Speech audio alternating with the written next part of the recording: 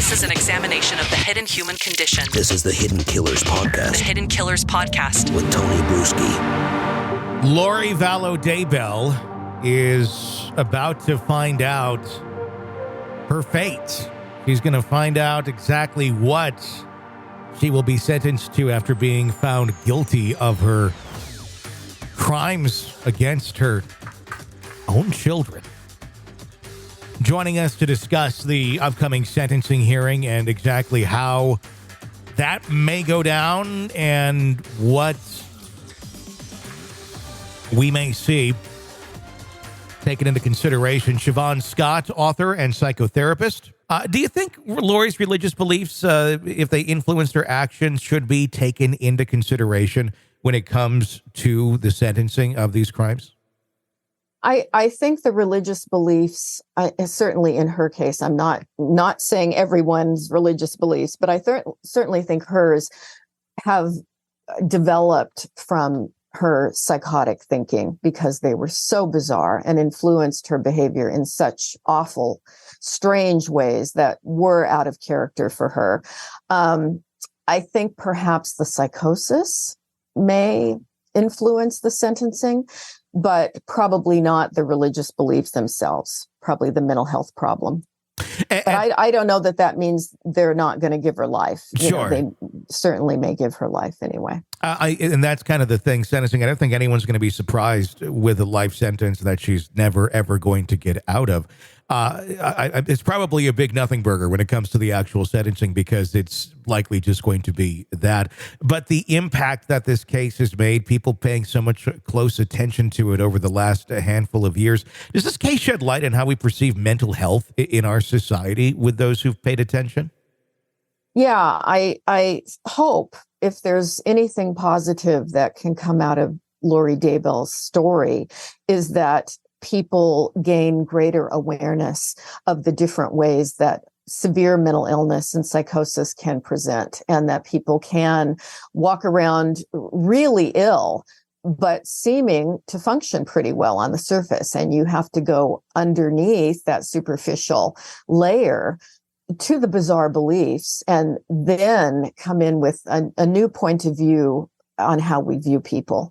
I hope that we've gained some insight into that. Very much. And on that same point, do you think we're going to make any sort of progress the way that we handle public views on the intersection of religious freedom and the law? Because obviously a lot of this case revolves around religious freedom and what they believed was their religion and acting on it.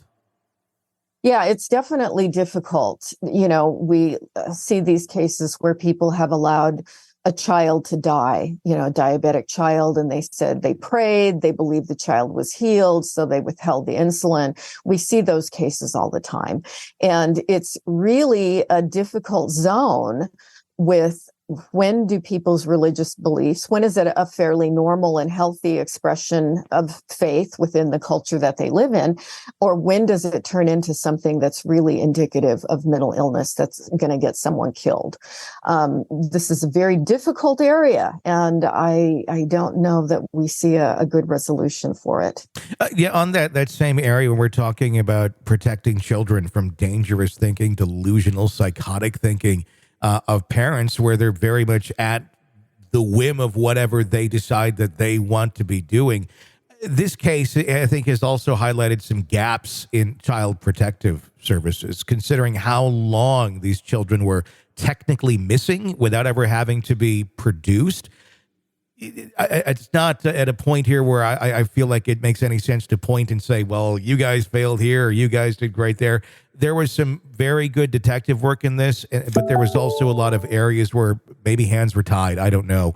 But is this something where it can be looked at and learned from as far as getting to the point of making sure that kid is okay and not bureaucratically waiting because this person said this and that's our policy? Yeah, it's a really tough one. And child protective services, they work in that gray zone, and we do have a lot of data that in most cases, children do better when they are left with their biological parents.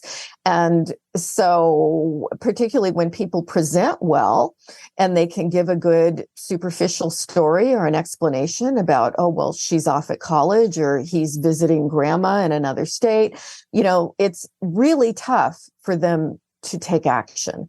So I have a lot of compassion for CPS workers. I've had many of them as clients over the years. It's a tough job. They are typically underfunded and, burdened with far too many cases that they're trying to investigate.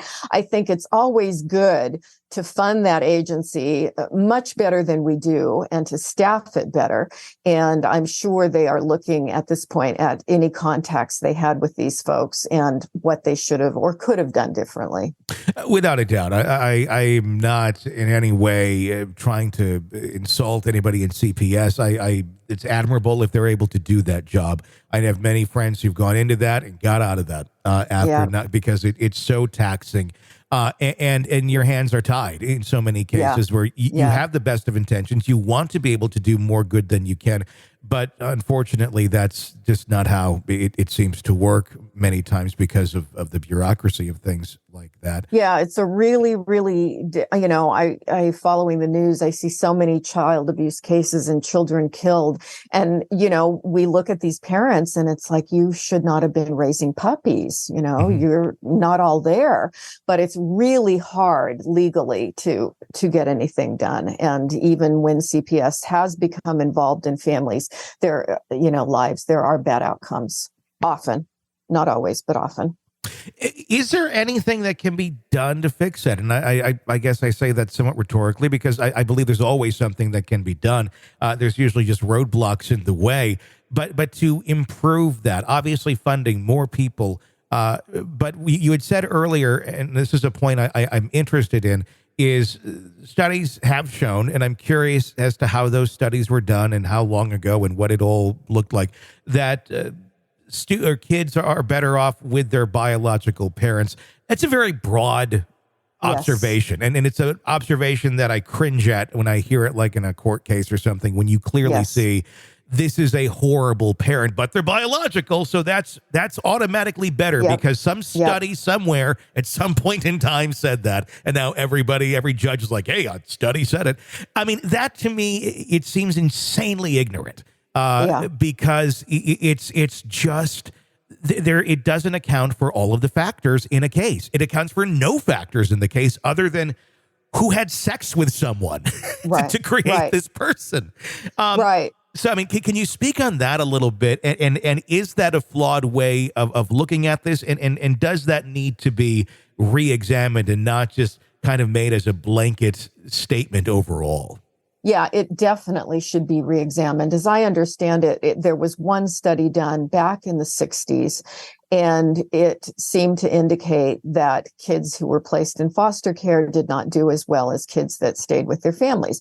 But this is decades old research, and it was probably not done with all the variables that we would be looking at today. The world has changed, and I'm right there with you that we're making these blanket statements, and so the laws are biased to keep kids with biological families, and there are certain rules that the judges are supposed to follow to make that happen. And it's outdated. It's not good research. And we need to revamp the whole system. But we also need more foster care, and I think there's also a bias to keep kids with relatives, if not biological mom and dad, to put them with grandparents or somebody. And they may not be the best choice either, right? Because they raised the mom and dad who are not fit. Exactly. So, we have a mess. And there are so many kids that just need good, solid, caring homes. It's tragic that more people aren't able to provide that.